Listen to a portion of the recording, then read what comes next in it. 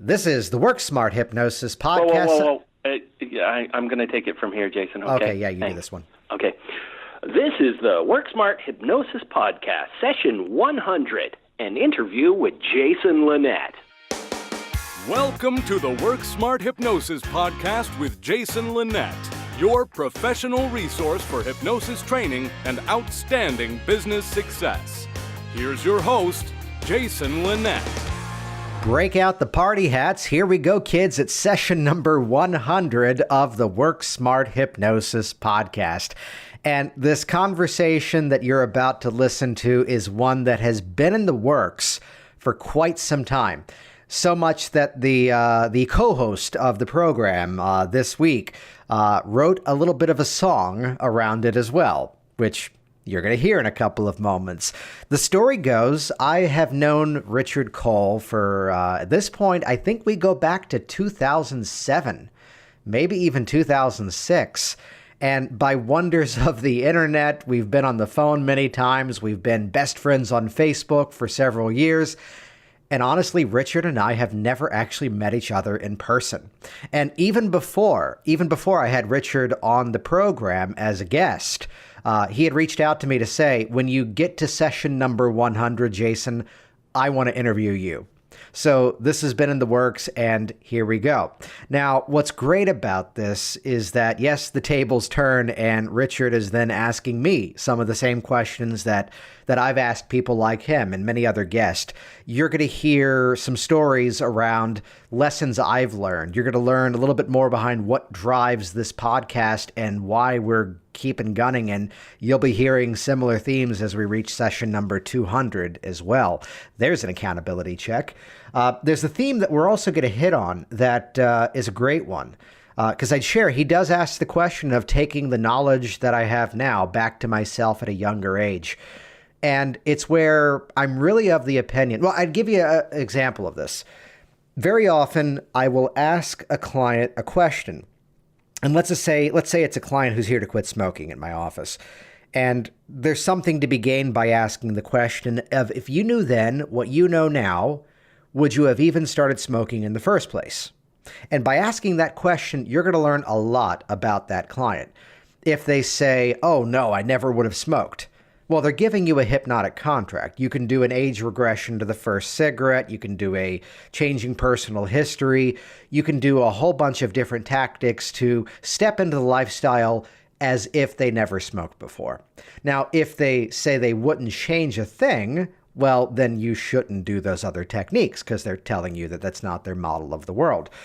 And I bring that up because there's the theme that very often I live by. And I tend to be on the side of, I wouldn't change anything. Instead, I wish the lessons may have arrived a little bit sooner. So it's where, as we're traveling through our lives, we're gathering momentum, we're gathering education, we're meeting new people. And if anything, to have made the epiphanies, the discoveries, some of the personal transformations a little sooner, as it were. You know, very often there's an anecdote that I may be getting the timing, the history, the details wrong, but I think there was a story one time where there was an interview with George Harrison, of course, from the Beatles. And even after the band broke up, he was talking about how he and John Lennon were good friends, yet John was a few years older. And even into their adulthood, even after the music career together was over, George was still under the presupposition that, John's a few years ahead of me. John's got things more figured out than I am.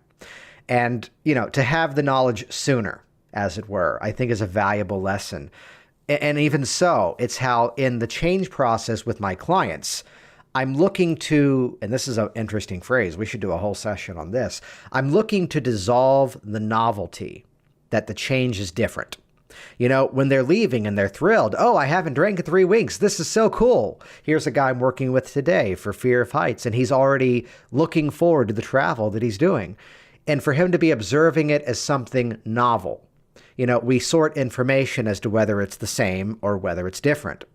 And how much better is it to live as if you always had that knowledge, as if that was something you always knew, or at least had gained that learning sooner and you're past that learning curve of things being fresh. So I wanted to highlight that because that's something that Richard brings up inside of this conversation, and something that we wrap up on Wonderful Themes. We're going to cover everything from stories of previous podcast guests to lessons learned to technical errors and revisiting recordings, to the people who surprised me, as well as, of course, he does ask me about my favorite Weird Al Yankovic songs.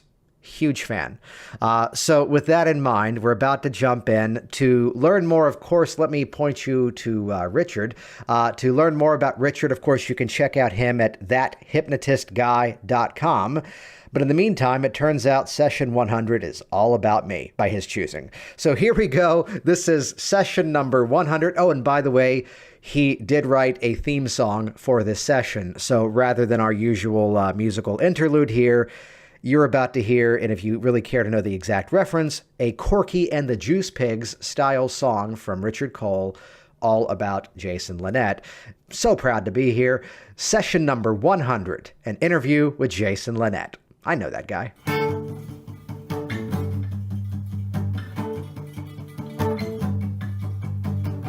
Jason Linett, hypnotist and entrepreneur.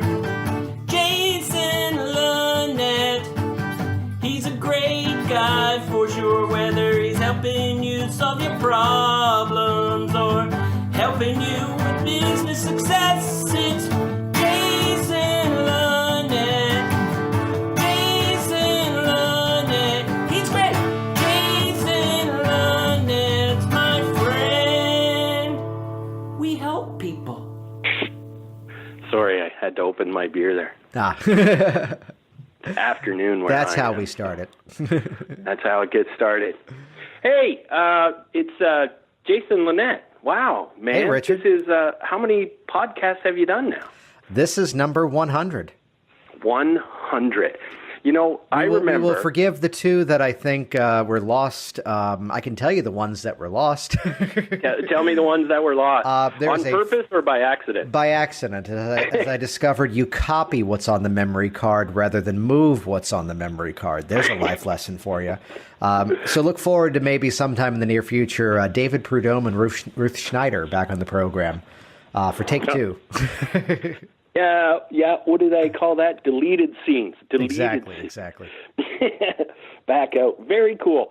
I remember years and years ago, back in our youth, when I believe it was Facebook or some forums were just brand new.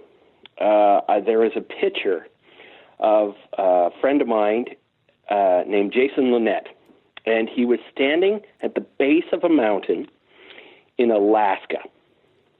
Do you remember that? Yeah, I got a call. The story behind that, just the brief version, was that I think I still own this, or maybe I don't. I should look. The wonders of digital businesses. I owned fundraisinghypnotist.com. And a high school in Juneau, Alaska did a Google search because they wanted a fundraising hypnotist. And of course, I popped up first. And I got to travel out there and do a series of 3 shows for a high school that had just opened up. And the wonders of the event was, it's the off season up there. It was February. And that photo was, yes, at the base of a mountain, but really, I forget the name of it, but the base of a glacier. Very cool. That we were out there, and it was me in a full suit, overcoat, dress shoes, and just going, I'm getting the picture. Because Michelle had gone with me for that trip. And yeah. As the spouses often do, if you're going to somewhere really neat and cool, they're right there with you. Make sure you get 2 tickets. But if it's somewhere like not too pleasant, they usually will let you go alone. Although in this case, it was a fundraiser that I think now that we're almost 10 years later, we can tell the rest of the story.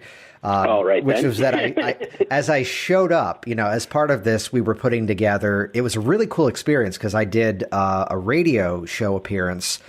And really the story is, as I showed up in Juneau, we had shipped like 500 or 1,000 full color posters for them to promote this show, the series of shows. And as I landed, I was picked up by the booking contact, and she still had the sealed box in the back of her SUV. To which the thoughts of sightseeing and taking tours became, well, damn, if there's going to be an audience, I got to build this thing. So it was a nice lesson about making media happen quickly. Because I just walked into the local news stations and they went, okay, let's do something. I walked into a radio station, and the cool part was I did 3 appearances on 3 different stations with 3 different hosts who were all voiced by one guy. Yeah. So sadly, the experience was in the booking time, they go, oh, is your wife coming? We'll pay for her plane ticket too. When the story now goes, if they hadn't bought her ticket, they would have actually shown a profit. Instead, they just about broke even. So, but they got a fantastic series of shows that the students all enjoyed, so all were happy. And you got an exceptional picture. Exactly. And a trip to Alaska, And a trip to Alaska, yeah. Yeah, very cool. And it sounds like, you know, you've always been a go-getter. Like if you wanted to make something happen, you made it happen. Like when you saw those posters in the back seat, it's like, okay, well, let's go paper the town. Right. Well, it was so often, and there's a quote that's come up recently that the podcast that I'm doing here with you now is one that really formed because I was listening to a lot of podcasts, and the actor, comedian, impersonator Kevin Pollak really revitalized his career thanks to podcasting. And I heard him at an interview one time say, if you're not creating, you're waiting. And to always go into things with the mindset of, hey, this is going to be fun. Let's see what happens. You know, and maybe that was from the theater background of, one of the quotes that I live by these days is the paraphrase from Lorne Michaels, Canadian, for Saturday Night Live, which was, whether we're ready or not, the show goes live at 11:30. And just that mindset of, okay, this is what I'm doing. Let's make this happen. Very cool. Very cool. And as far as the podcasts go, I mean, this is 100 and change. Outside of your bromance with Sean Michael Andrews and Sheila Granger, who has been your favorite? I'm sure you have lots of favorites. Who have you talked with that was really an exceptional podcast? Yeah, let's see. I would say... Outside of that hypnotist guy. Outside of the man with the banana. No, and it's where the political game is to now list all of them and go through vivid detail of so many lessons and learnings. And it's true that, there's a lot of connections. There are a lot of conversations that often happened. I'll tell you one of the filters that surprised me about this, that of course the easiest strategy as someone now recording this much content would be, hey, reach out to the people you already know. Though the thrill for me has been using this as a mechanism to capture that first conversation. So whether it was folks like Jonathan Chase or Mike Mandel, the first time we actually talked, the one I did with Anthony Gailey, the first time we ever had a conversation was on the recording. If I could really highlight one that I think stands out, because of one nuance of the conversation, it's the one that I had with someone who's a good friend now, Scott Sandland, because we were just having the conversation. The whole premise behind this program is that you go to a convention, you go to a training, and the information is solid, and you meet a lot of great people. Though some of the best lessons you would learn are what's happening in the hallways, what's happening at the restaurants and the bars, the after hours, just the long-form conversation as opposed to the rehearsed style interview. So, I mean, it's where if you listen to this program from start to finish, you can notice there's a clear moment where the format changed. And I'll give you the marker. I stopped using the word interview, and they're now conversations. And the one with Scott really stands out, the part one with Scott, because it was just us talking about, finding your own style inside of your process. He would say, be a chef, not a cook. But there's a clear moment where you don't yet know your style, your approach, your methodology until you've really been, as I say, that hypnotic worker, and you're really out there doing the work. And there's some interesting moments where in that recording, you hear me, not for the gotcha moment, but just kind of throw him off because I asked him a question that he hadn't thought about yet. And he spins it back to me as well. fireside chats. Exactly. Well, being Canadian, we have lots of warm fireside chats up here because that's the temperate climate. Mm-hmm. Very cool. Have you had any funny conversations with people? Like, is there a moment in your podcast that stands out in your memory as being humorous? I would say there are moments where clearly we don't agree on something, yet we definitely agree in terms of having the right to that opinion. If that makes sense. Though there's a part 2 that finally resurfaced where I received a phone call one day, and as someone who honestly really hasn't interacted with his work for reasons that should be quite clear, when I got a phone call, and it was the man behind seduction.com, Ross Jeffries, that basically called as a fan of the show. And I knew of his legacy. I knew the things he had taught, and I knew the communities he had interacted with. And you can actually hear it on, I believe, part 2, where we had done, at that point, I was in interview mode. And suddenly he just threw that wrench in the gears to go, well, let me ask you a couple of questions. And it's a point where I made it a point in that part 2 of that recording, which I'm cheating here and looking at my archives here. For your reference, I believe that is number something or another, number 76, where I think we started that program and I'm wrapping up the conversation. And then suddenly the man who I had a lot of preconceived notions on, the man who I had some strongly held opinions on, despite the fact I had never actually, I had heard of what he used to teach, but I had never actually seen it myself, as I was already wonderfully married and in a relationship. So the whole need for the pickup stuff was just not of my interest. But it's where suddenly he's asking questions about doing hypnotic pain relief for a family member who's going through surgery for cancer. And I'm hearing that human moment, and it's why I made it a point on session number 76.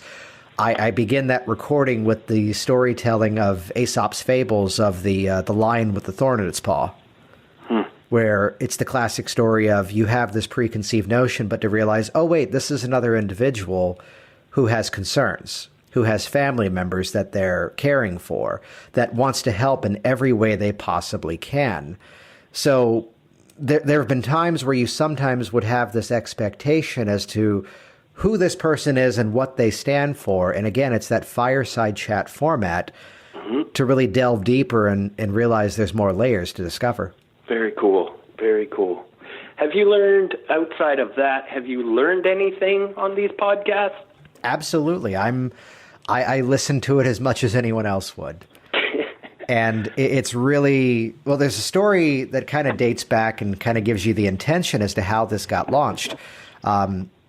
We can take the story back to about maybe 2009, 2010. My wife and I got married in 2008, and I keep referring to a time span of my life of being BC, which in our case is before children. And I was kind of plotting out that I had a passion towards going off and taking classes and going to conventions and going to different workshops and getting that extra piece of paper on the wall. And here I was traveling out to Portland, Oregon for Jeffrey and Wendy Ronning. And, oh, Don Motton's doing a one-day pediatric hypnosis in Dallas. I'll fly through Dallas and make that fit. You know, so ravenous for information. So the experience was, I kind of had crafted this like 5-year plan of some of the advanced trainings that I wanted to do.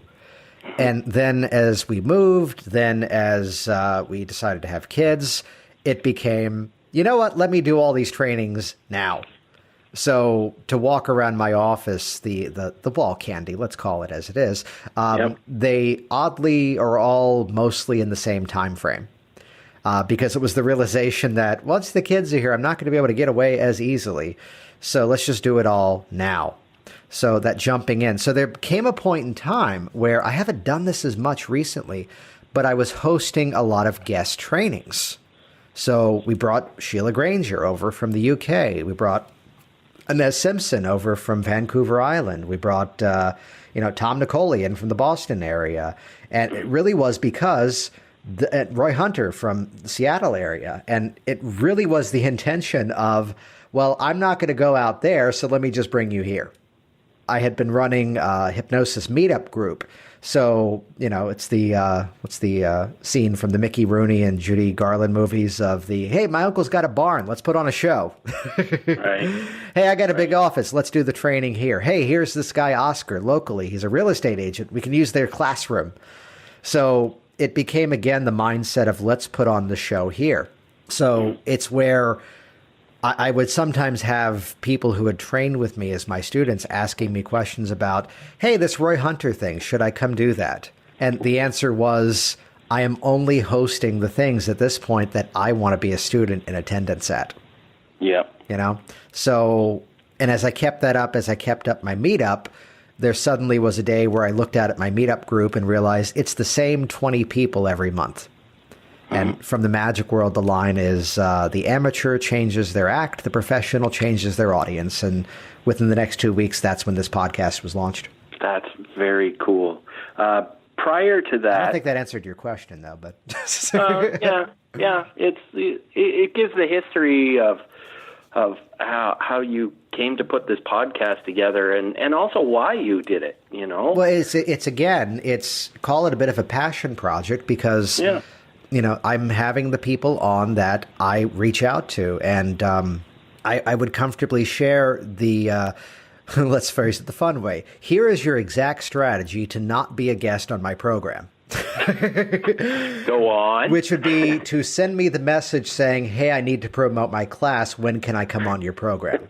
So first of all, you've got an implied that I just will have you on there. And second of all, in the preamble before we hit the recording button, I'll ask the person who's going to be on the program, is there something you want me to seamlessly transition you back towards to promote at the end of this? Because it's not just tell us about this, sell us that. No, it's let's have this conversation. This is not a pitch ground. It's let's talk this thing through. What's it like to be in your office and I'm a client? What's that experience? What's a lesson you learned the hard way by training classes? To really just get into the conversation and really have the experience of what it's like to be with that person. It's kind of like when I'm at the pub and I'm talking with my friends. Oh, I haven't seen you for a while. What have you been up to? I almost always say, and what are you working on now? Or where are you now? So when you can have a conversation with somebody and you can say, well, what is it you're working on now? That's an opportunity for them to tell you about what they're doing. So why don't I do it right now? What are you working on, Jason? Yeah. What am I working on? Yeah. Yeah. At the moment, there's a mindset of leveraging success, which back to the days of stagehypnosiscenter.com with Jeffrey and Wendy Ronning. There was a time that I wrote a little bit of a blog post for them all about this theme, that the mindset is always that of leveraging everything you're doing right now to be one step ahead. So, it's part of the mindset, as I'm a bit of a stand-up comedy junkie. I've never done it, but I've listened to every bit of it that I can. I'm amused by, the days of George Carlin would do the HBO special because then he can't tour with that act. The audience would complain, oh, he did that on TV. Louis C.K. will have a new hour every year. And there's an amazing documentary called Comedian with Jerry Seinfeld where you see him on the road testing out new material. And I was actually in the audience one night where he just showed up. And it was incredible to see him not do well. It was outstanding, and I enjoyed it. I love the process. It made him a real person. It made him a real person. I mean, he's up there wearing his glasses, he's reading off a legal pad, and he's crossing things out, and as he just abandoned a routine halfway through it and cracked the joke, yeah, that one's not going to HBO. So it's where, back to the phrase I mentioned before, the amateur changes their act, the professional changes their audience. I love this hypnosis profession. That being said, there are things that I do that can reach a bigger audience. So one of my goals in 2017, and there's already quite a bit of infrastructure being built out as we speak, to take a lot of the same things that many of you already see me do and bring it out to the muggles, bring it out to the larger general community that we can stay behind our closed doors and have the shut-eye conversation in terms of what we know and what we understand. Yet it's that ability to, the podcast that just came out, last week, number 99 with Robert Otto, hits the theme exactly. He did like 3 weeks of one-to-one client sessions and then decided, hey, I've never done any real public speaking, but I want to do groups. And he launched into this incredible 20-plus year career of being one of the leaders of doing these seminars for 300, 400 people in the room. The message, the phrase that I keep landing on is the world has become a lot smaller. And to be in the environment of change with clients, there's a philosophy to the change process that, without getting too much into the details, because it's rare for me to not be calling my shot as I'm doing it, because I'm still piecing it together myself. But it's a philosophy, it's a mindset towards change and being the entrepreneur, being that person of action, that you're going to start to see some other projects in the works that follow some of the same systems as to what I've been doing, but again, changing the delivery mechanism, changing the audience. When you were a little thing up at the North Pole, what did you think this is what you wanted to do when you grew up? I mean, got older, not taller. You're 5'4". How tall are you, Richard? How tall are you in American? In American? Oh, well, that's probably 5'8". Okay, giant. Giant. There's a story that. There's an interview I actually heard, of all things, of course, on a podcast. And it's the actor, comedian who used to be on Saturday Night Live, Jason Sudeikis, and who's now done a ton of movies and really good career under him. And there's a moment where in the interview, they ask him, what did your parents think about you running off and becoming an actor? And in his comedic, really friendly, likable style, he just laughs and goes, oh, okay, so clearly you didn't do any research. Because his uncle was George Wendt, Norm from Cheers. And it's not that Uncle George got him into the acting community. It's not that Uncle George helped him make any connections, but it's more so that he grew up in an environment where running off and becoming an actor wasn't out of the ordinary, if that makes sense.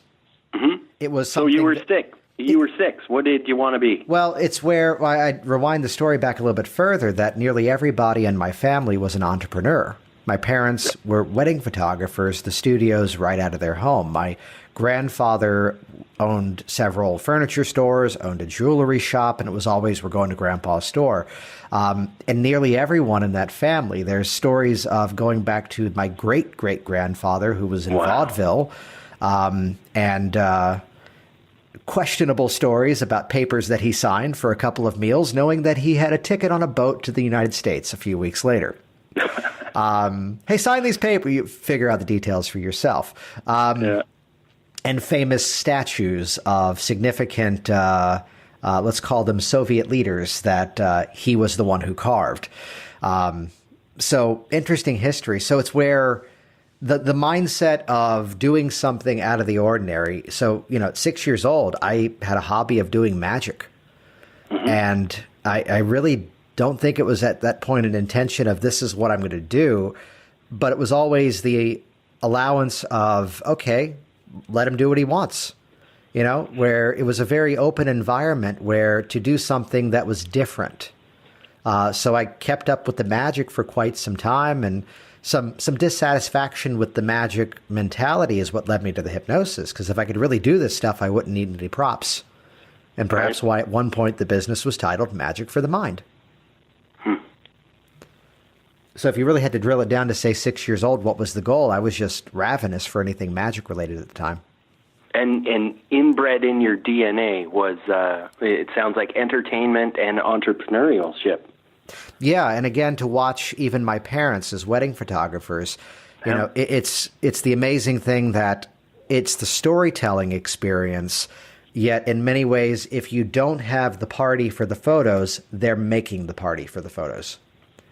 So the coordination of watching the infrastructure of a wedding, I mean, there I was at 10 years old, assisting them sometimes with double lighting, light on a stick to provide some extra light. and to see how they were in communication with the DJ, with the caterers, with everything else to time things so every photo was exactly what it needed to be. It seems like even back then you were learning systems, like the way I know you're a big systems guy. Yes. And do you think that may have come from your upbringing? I would say so, absolutely, because again, it comes down to find the strategies that work and then find the ways to replicate them. Otherwise, we're just reinventing the wheel every time over. Right. Well, you help people get their hypnosis businesses not just off the ground, but sometimes into the stratosphere. Yes. So what systems would you say used to work that don't really work now, and what systems do you predict in the future will be at the forefront? Ooh, good one. And I have a hard time with the first part of that, about what systems don't work anymore.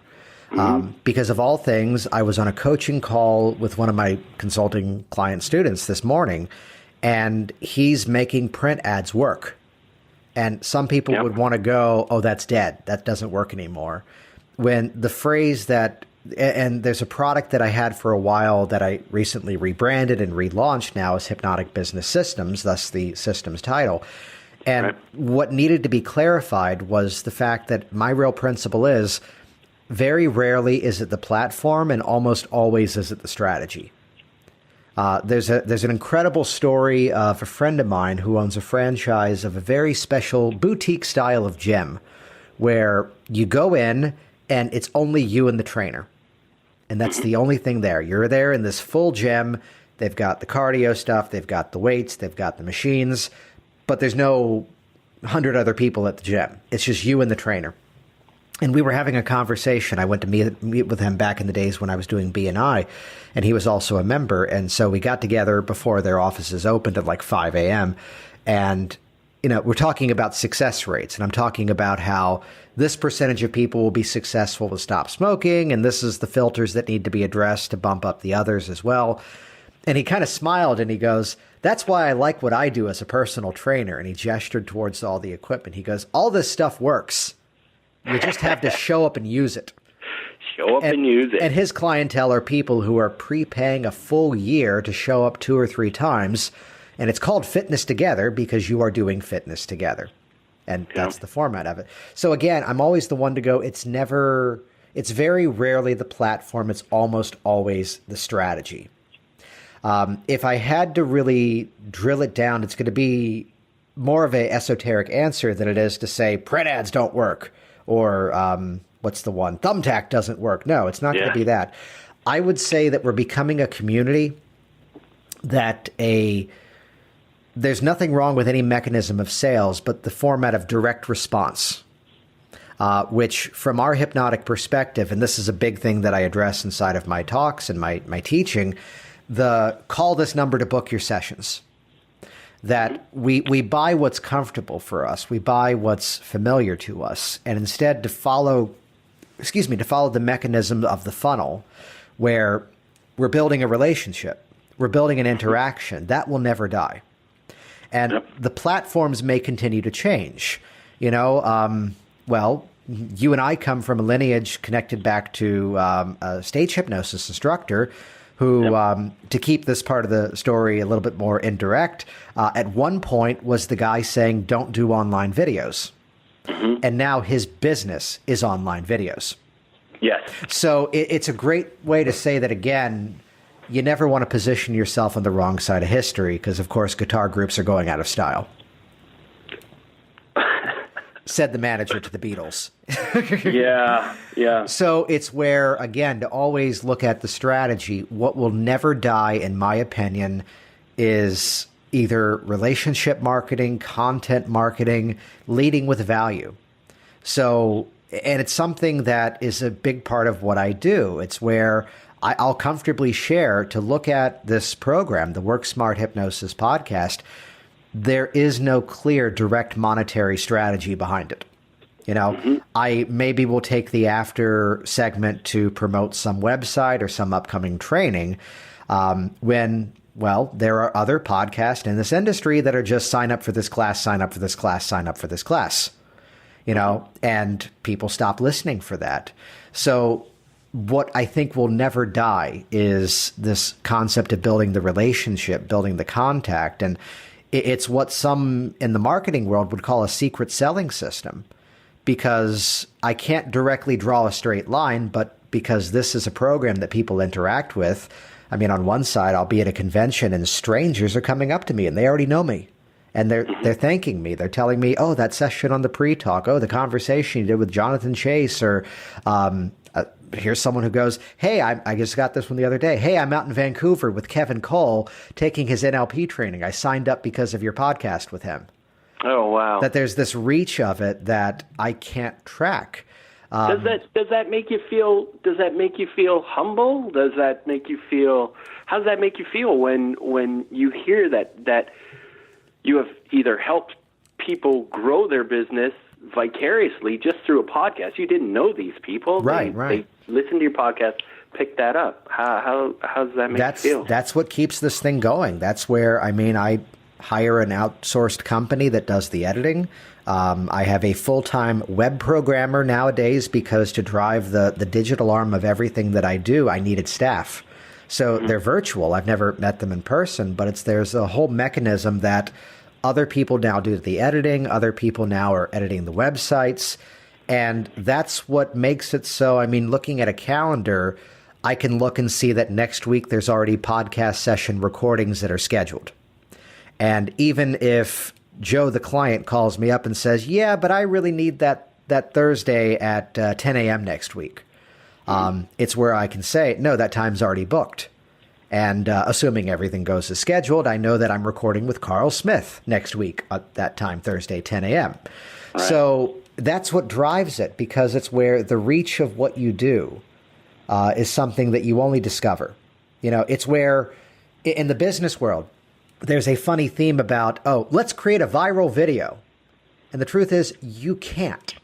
Yep. You can't. No matter how hard you try. Yeah, and it's the stuff that unintentionally becomes viral. There may be sometimes funny things. I flash to the video of the girl twerking and falling over on the coffee table and catching her leg on fire, which turned out to be a bit that the Jimmy Kimmel talk show had orchestrated. Set up. Yeah, it was set up. And, maybe something of that nature. But it's where I could have never told you which podcast sessions would have been downloaded the most. Yeah. I could never have told you, which specific offering would be the one that 30 people have signed up for, which specific webinar that I've done. So it's that constant drive because, again, well, it goes back to the mindset of marketing. I used to do a ton of postcard advertising to schools. And a school would sometimes say, oh, this was wonderful. I wish you let us know about this years ago. And you're laughing because you're thinking, I've been mailing you for 3 years. I have been. So you don't know which message at which point they need to hear. And really, it's where in the hypnotic profession, there are people who would often talk down upon direct suggestion hypnosis. And understand what we're doing with direct suggestion hypnosis is looking to fabricate that moment of the prestige suggestion where just one statement hits and boom, it clicks. So I without getting into the specific names and backstories, here's someone who is now seeing 15 to 20 clients a week. And it's a result of this piece of education. And this is a person I can tell you has never paid me $1. And I'm just as happy with that one as I am with this one who's taken multiple classes, bought every single product, and keeps referring their friends. Because again, it's like that story of sending the postcards. You don't know which message is going to stick. So that's what drives how nowadays I'm a couple of sessions in the can and it's batch recorded and all ready to go. I also think as well with you, you love doing this. Like when I hear your conversations with people, it's you genuinely are interested in what they have to say and how they say it, and so it's not work for you. No. It's fun and it's life. Well, you hear of and you've heard this, I'm sure, about most of the hypnosis conventions, there's kind of a homecoming to it. That you get to hang out with these people you haven't seen in quite some time, even if they're the locals. You know, there's local students of mine, Monica Marushek and Ramsey Ayachi, they're novahypnosisandwellness.com, and they're right up the road from me. And we only see each other up in Massachusetts at the NGH convention these days because we're both so busy. Yeah. You know, but to have this mechanism, this conversation stream, it's the opportunity to keep that homecoming going year round. So yeah, it's as much for me as it is for the audience. And if I'm not enjoying it, I know the audience won't. Very cool. Very cool. Which that goes even to stage hypnosis around. You've got to be in that experience. You've got to be enjoying the show as much as them. Back to the magic world. You go back into the 17th or 18th century, and Jean-Eugène Robert Houdin would say that a magician is an actor playing the role of the magician. So to be there in the experience with the client, and for you to be fully invested in the understanding, this person is going to make that change. If you don't believe it, they're not going to believe it, and nobody's going to go there. Doug Henning, another great Canadian magician. He believed the magic. You know, he believed it. Listen, one sec, Jason. Yeah. There. Had to crack my second beer here. Nice. So I'm going to shift gears just a little bit. And it's 2032. Taylor Lautner's hosting The Price is Right. Where do you, Jason Linett, think the hypnosis world will look like? What do you think it's going to look like? Where would you love to see it go? On one side of things, I see a lot of it continuing as it is, in the sense that I do not see the live one-to-one format of seeing clients and personalizing a change process. I don't see that going away. What I see as the next big wave is a momentum of making it more mainstream, a bigger momentum in terms of what our reach is and what we can create inside of the process. I like that word, momentum. Yeah. I like that a lot. Yeah, because it's, again, a place where, well, without getting too into the details, there was a point in time where someone asked me to give a comment about how Skype sessions were not the future of the profession. And I wasn't doing Skype sessions at the time. I wasn't. And I heard that request, and I just suddenly went, well, what if they are? And again, I'm not going to sign a guitar group because they're going out of style. And, you know, that was a mistake. When there are so many people, there are so many people that would play the game too heavily if that doesn't work. So there's a mechanism in place of testing out new markets, testing out new mechanisms. There's a whole style of choose your own adventure learning that exists nowadays. And we're seeing a real renaissance in terms of how learning can be achieved and actually benefited by not having to be in the room. So I still see live trainings existing, yet back to Scott Sandlin. I think I heard him one time use the phrase of what's called the reverse classroom, that they're interacting with the lectures at home, they're meeting in the classroom to do the homework. So there's a renaissance in terms of, you know, again, we have a mutual friend that was used to be the guy of don't do videos, and now his business is videos. Yep. So it's that place of discovering what is possible, where I can think of times where I was thinking that doesn't work, and the better question is, how do I make that work better? I love that. Right there, you know I'm a tester. You know, yes. I will take an idea and I will test something, even if it's an old idea, and test it until I know it doesn't work. Right. Because it might actually work. It might not work, but if you just come in with the mindset that says, you know, it's not going to work, so there's no sense even trying it, you already start with 1 foot backwards, as I say. Which, you know? Unfortunately, if I can really give a criticism, it's something that I run into more than anything else as I interact with other hypnotists.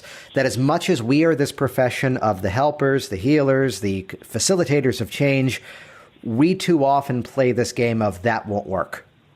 when the question needs to be instead, how do I make that work even better? So it's exploring new mechanisms of how easy it is to reach new audiences, exploring mechanisms of how, I give a specific example in another industry.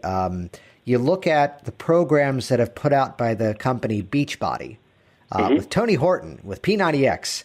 And it used to be in the fitness arena, here's the Jane Fonda video, and here's your 45-minute workout, do it at home.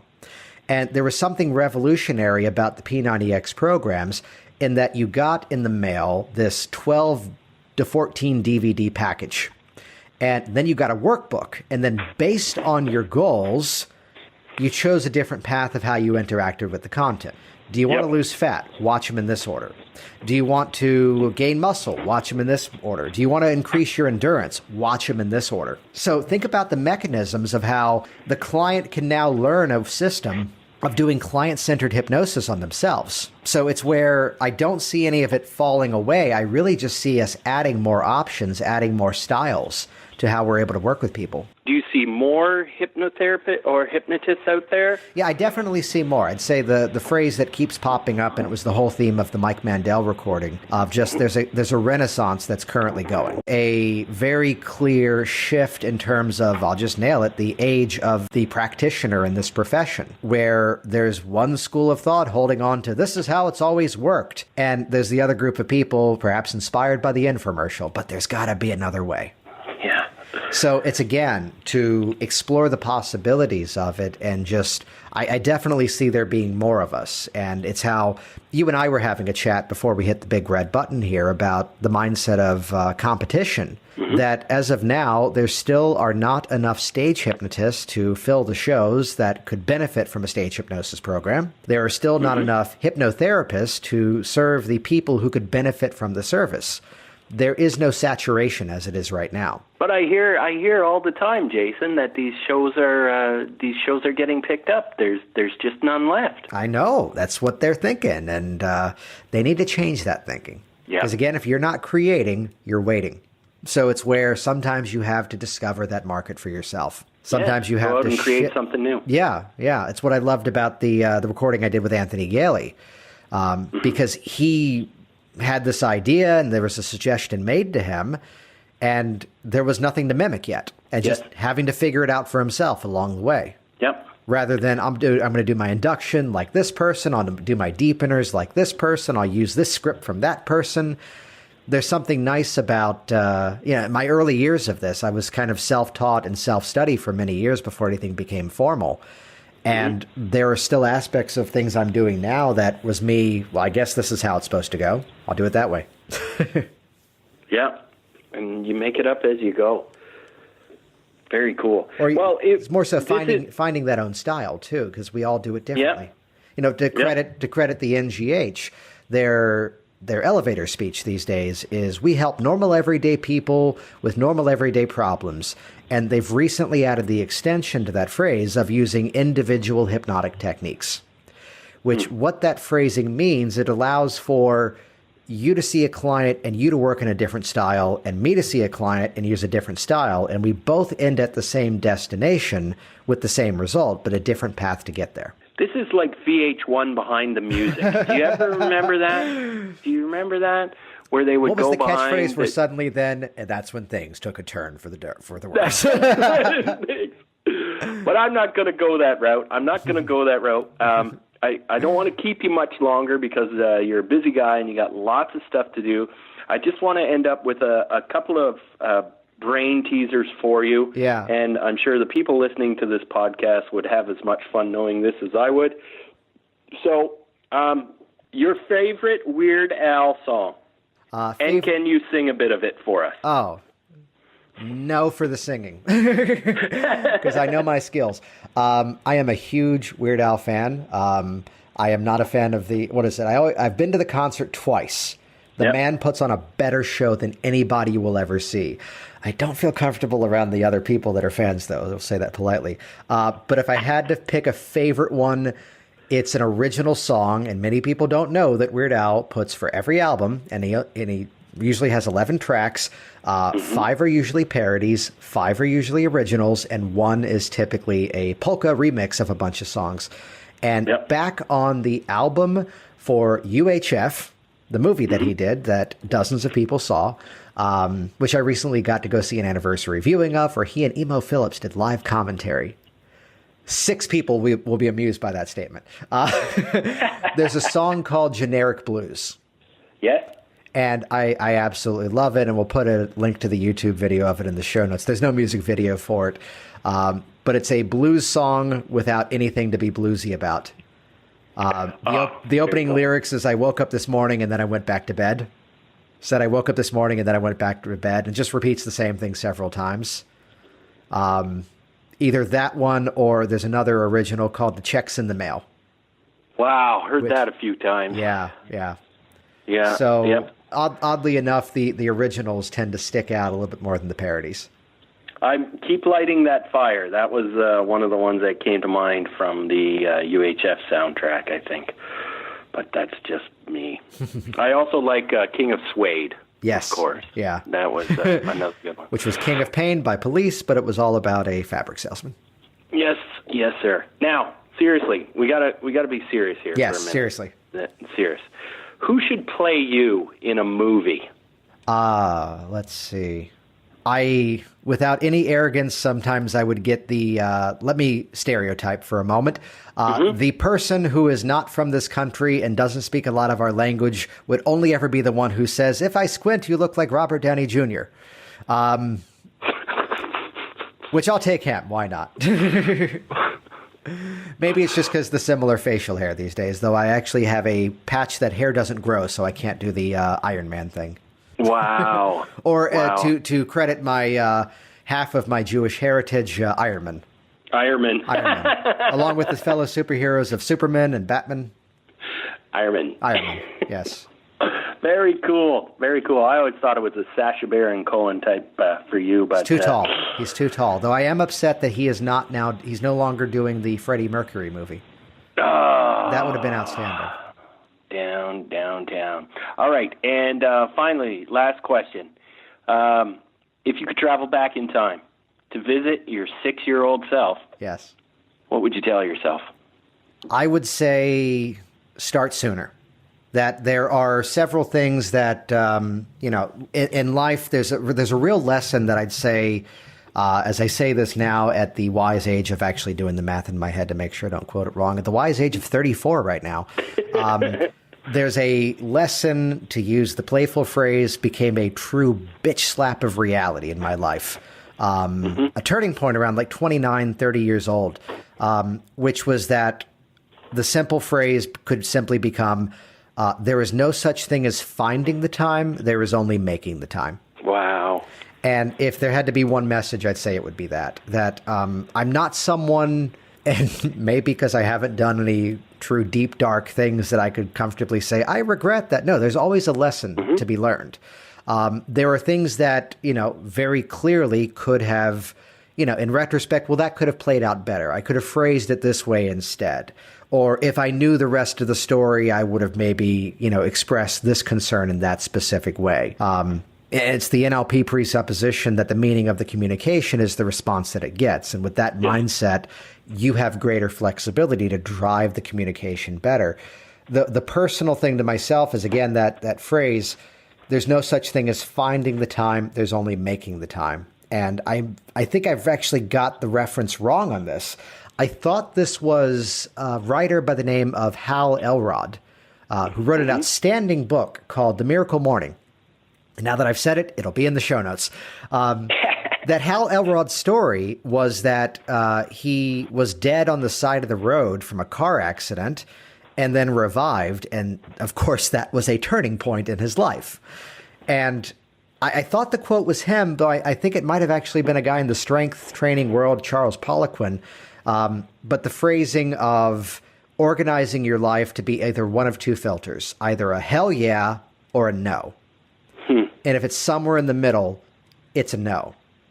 So it's this place of becoming as decisive and as action-taking as I am, to have done a lot of the things that I've discovered have become skills, to jump into things that I have now pioneered and benefited from myself, and others have benefited too. And figured it out as you went? And figured it out as I went. It would have been, on one side, start sooner. On the other side of things, again, there's no such thing as finding the time. There's only making the time.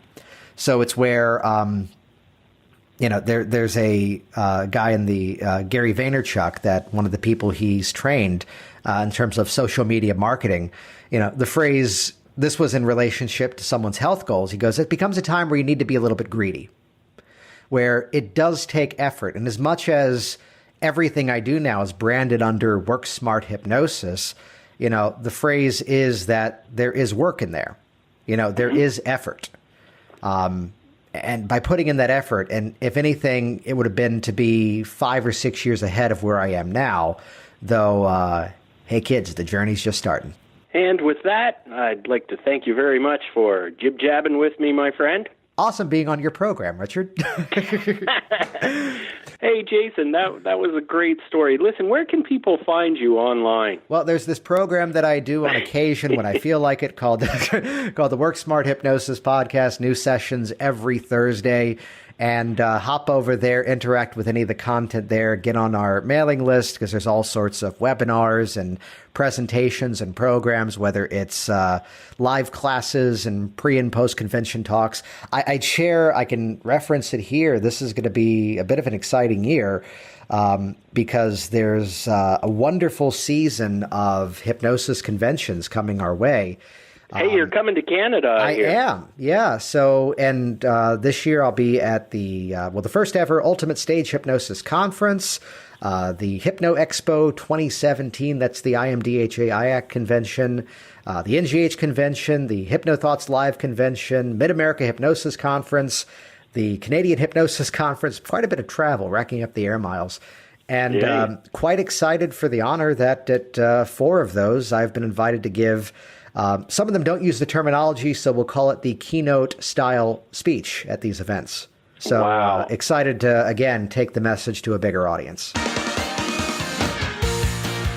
It's Jason Linett here, and here we go. 70,000 plus downloads.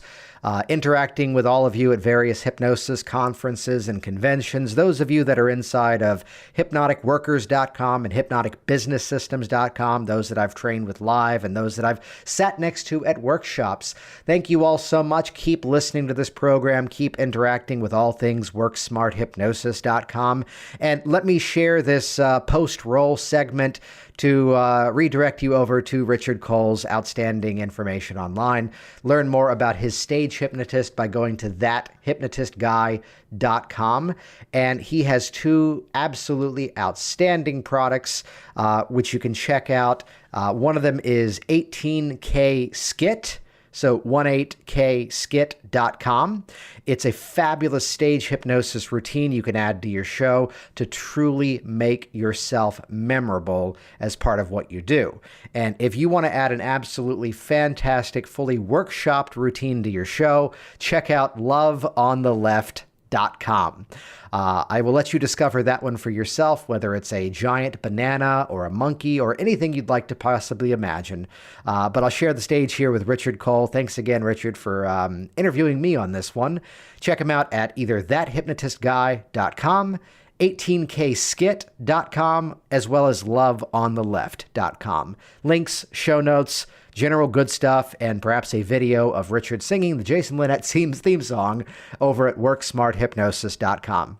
See you for the next 100. Thanks for listening to the Work Smart Hypnosis podcast at WorkSmartHypnosis.com.